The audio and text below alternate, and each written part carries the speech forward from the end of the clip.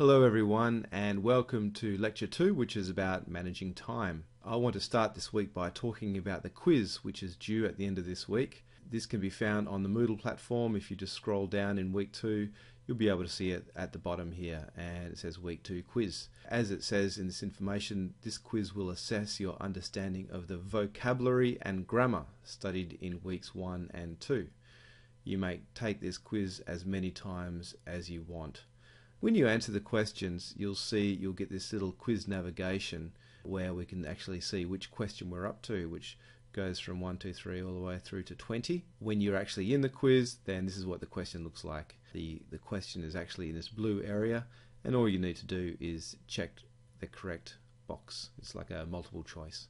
And then you click next, and then you'll go through to the second question, third question, etc., all the way to number 20. You get many chances to do this quiz, as many chances as you want, so you can see your result at the end and then you can improve your score. Let's now look at some of the pictures that we have for this week, as we usually do. And what do you see in the 4 pictures? Well, I can quickly describe these. In picture A, I can see a group of people sitting around. It looks like they're having lunch. It looks like they're eating together. They're sharing different dishes.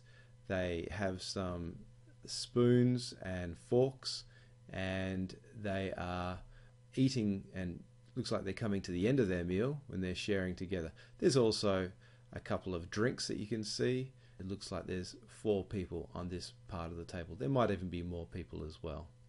It looks like a fairly busy lunchtime. In picture B, I can see some traffic. There's a lot of traffic on a busy highway. It looks like it's the morning, or it could be the afternoon. So you could say this is like a peak hour traffic. In picture C, I can see a coffee cup. It looks like a black coffee, and it's a nice cup and saucer. In picture D, I can see a remote control and a person with his hand on the remote control, and he is or she is looking to change the channel or looking at the television. Looks like there's many choices on that particular television, so it might be part of the menu that the person can see on the television screen. So the second question, do you see these things in your daily life? If so, when? Well, yes, I do see the restaurant. Probably not in my daily life. Maybe once a week I might go to a restaurant with some friends. Picture B, yes, I do. I often go to work each day. I would leave my leave my home at about 7 o'clock in the morning, get to work at about 7:30. So I do actually see that, usually in the morning. In the afternoon, the traffic is not so bad.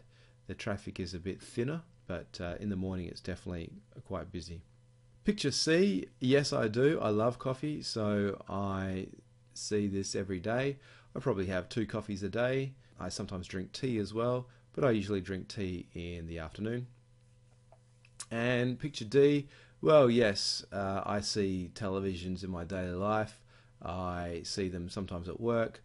I see them when I go out, and sometimes or often I see them at home as well. I've got a television in my main living room, and so I watch quite a few programs. I try not to watch too much television, but sometimes I find it's really relaxing, and personally I like to watch sports on TV. So question 3, which image is closest to your daily life, and explain why? Well, I would say in terms of my daily life, the most common images that I see is picture C, because I have coffee every single day, 7 days a week, and picture D, because I probably see some television or some sort of screen, even if it's a computer screen, again, 7 days a week.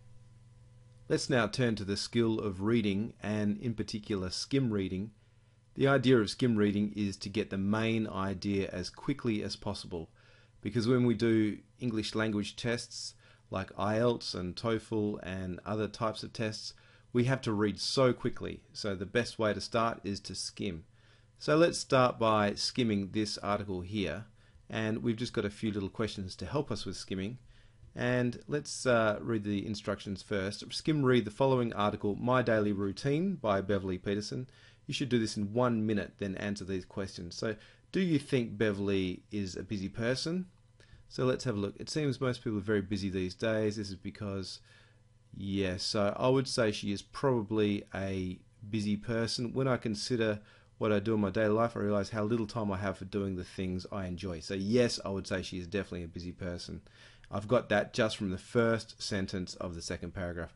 What type of job does Beverly have? Okay, so she gets up, she goes to work in the afternoons, quite busy, emailing clients. Again, first line of the last paragraph, get home around 5. So I would say that she probably has an office job. Question 3, is Beverly happy with her lifestyle? Well, we'll maybe find that out in the last paragraph, even the last sentence. After all, it's great to know that you're working as part of a team. Even before that, I have to say that overall I'm satisfied with my life. So yes, I would say she is happy with her lifestyle. So even though we haven't read the whole article, we can still get a very good idea just by reading the first line and often the last line of each paragraph. True, false, not given is a common reading comprehension task, and many students have trouble with true, false, not given. So let's talk about it a little bit. We can say it is true if the statement clearly agrees with what is in the text. So we read our statement, and if the text agrees with the statement, then it is true. It's false if the statement clearly goes against or contradicts what is in the text. It might be the opposite of what is said in the actual text. And we can say it's not given if there is no information about this in the text. Let's do an example. In the text it says, in terms of employment, we can say that most Americans spend approximately 10 years of their lives at work. Interestingly, the actual numbers of years may vary depending on whether the people work in offices, factories, hospitals, or other places. So, statement, the average American spends less than a decade at work. In terms, a decade, what does a decade mean? A decade means 10 years. So in terms of employment, we can say that most Americans spend approximately 10 years. It says less than a decade, so that would be false. Number 1 is false statement. Number 2, Americans with different job roles spend a different number of years at work. So let's have a look at the second sentence. The actual numbers of years may vary depending on whether people work in offices, factories, hospitals, or other places. Yes, so the word vary means different number of years. So that's actually true. Number 2 is true because it statement agrees with what is in the text. Number 3, career planning is a waste of time for many Americans. There is nothing about career planning in here, so I would say that's actually not given. There is no information about this in the text. Let's turn now to listening for this week, and one of the listenings we have is about Phil Green, who's a second-year university student in Perth, Australia. And we need to start to think about what will be in the listening. We need to predict. We need to get as much information before we start listening as possible.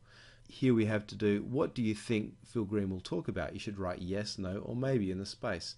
I think Phil will talk about the subjects he is studying. So again, what do we know about this listening? It's about Phil Green, a second-year university student in Perth, Australia. He's talking about his daily routines. I'd say yes, we will find out about what he's studying. It could be a yes, it could be a maybe. Travelling around Australia? No, he's a second-year student. He's talking about Australia. He's not talking about travelling. He's talking about studying. So I would say that would be no. Number 3, his typical day as a student. Well, yes, that would be a yes because he's talking about his daily routine, which means his typical day.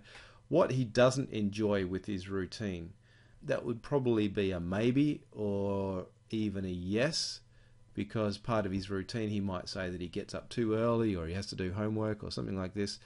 We could say yes or maybe for that one.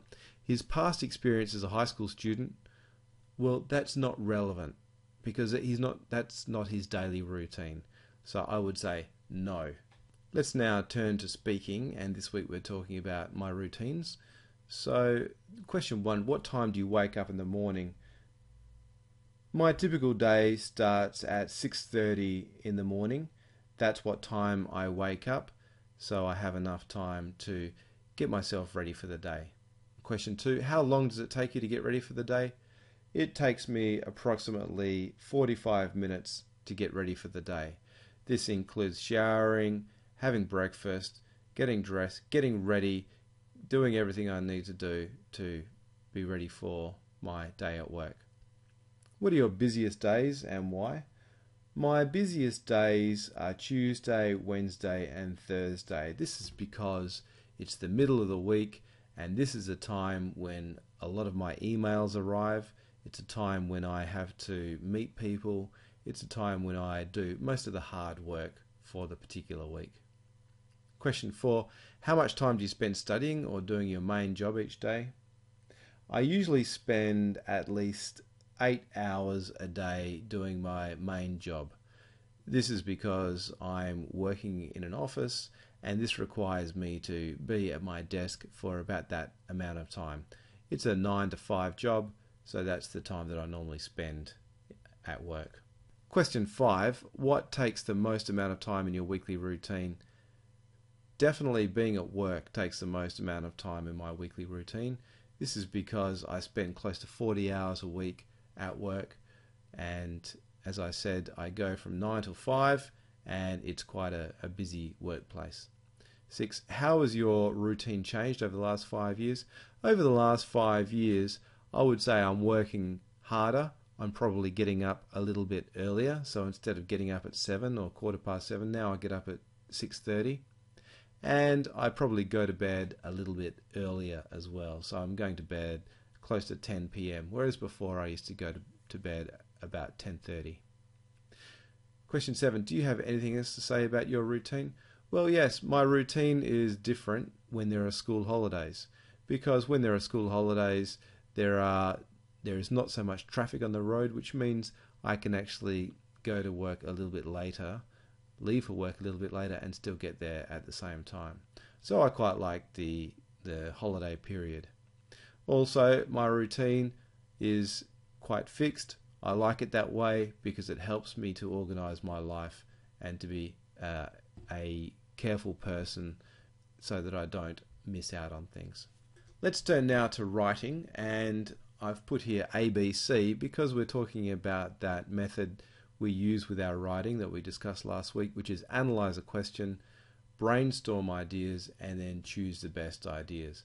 So let's have a look at this question. In many countries around the world, people are saying that their lives are now busier than ever before. In your opinion, why do you think people have become so busy in recent times? When we analyze the question, we need to find the key words. And like we said last week, the key words can be found in the second sentence. That's because this is where the question mark is. In your opinion, why do you think people have become so busy in recent times? The question is clearly, why so busy? That's my analyzing. I found what I'm looking for. I need to write 3 paragraphs about why people are so busy. This is what I've come up with. Why are they so busy? Well, because they need to communicate. There's a lot of communication going on. There's email, there's social media, there's mobile phones. All of that area of communication, that will become 1 paragraph in my essay. Another reason why people are so busy, well, because there's distractions. There's so many things going on. There's websites to look at, there's television, there's computer games. These are what we call distractions, or things that can waste your time. Thirdly, why are people so busy? Daily life takes a lot of time. Just driving to work is busy. Cleaning your clothes, cleaning the house is busy. Cooking and preparing meals, it takes a lot of time. So that contributes to why people are so busy. So when I'm going to part C, which is choosing my paragraphs, I would say let's start with communication, then we'll move to distraction, then we'll talk about daily life. And that gives me a really nice essay. This is my essay structure. Of course, I always have an introduction. I have body 1, communication, body 2, distraction, body 3, daily life, and then I finish with a nice neat conclusion following the conclusion structure.